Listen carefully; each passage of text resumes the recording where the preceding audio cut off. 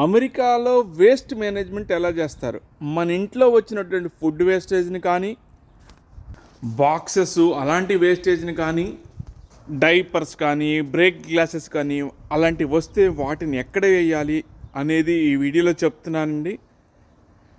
ఈ వీడియోలో ఇది బ్లూ కలర్ ఉంది కదా, ఈ బ్లూ కలర్ దాంట్లో ఫుడ్ వేస్టేజ్కి సంబంధించిన వాటిని వేయాలి.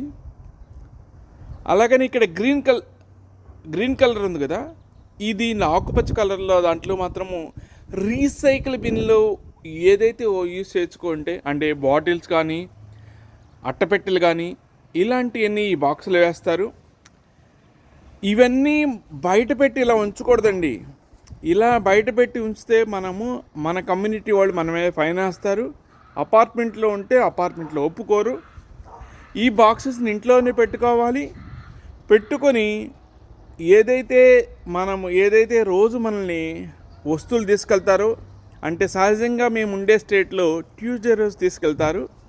ట్యూస్డే రోజు మేము మండే రోజు నైట్ బయట పెడతాము. వాళ్ళు మార్నింగ్ వచ్చి ఒక్కొక్క రీసైకిల్ బిన్లో వచ్చిన వాటిని తీసుకెళ్ళటానికి ఒక వెహికల్ వస్తుంది. అలాగని ఫుడ్ వేస్టేజ్ వాటిని తీసుకెళ్ళడానికి ఇంకో వెహికల్ వస్తుంది. ఒక బాక్సులో వేయాల్సినవి ఇంకొక బాక్సులో వేస్తే ఏమైనా అవుతుందా అంటే గ్యారంటీగా మన మీద ఫైన్ వేస్తారు. ఆ ఫైన్ ఎంత ఉందంటే ప్రాపర్ వెబ్సైట్లో చూస్తే వాటిని తీసుకెళ్తారు. ఈ రీసైకిల్ బిల్ని మనం బయట పెట్టి ఇలా వదిలేస్తే మాత్రం అసోసియేషన్ వాళ్ళు మనల్ని ఒప్పుకోరు. అపార్ట్మెంట్ గ్రేటెడ్ కమ్యూనిటీలో ఉంటే వాళ్ళు మన మీద ఫైన్ వేస్తారు.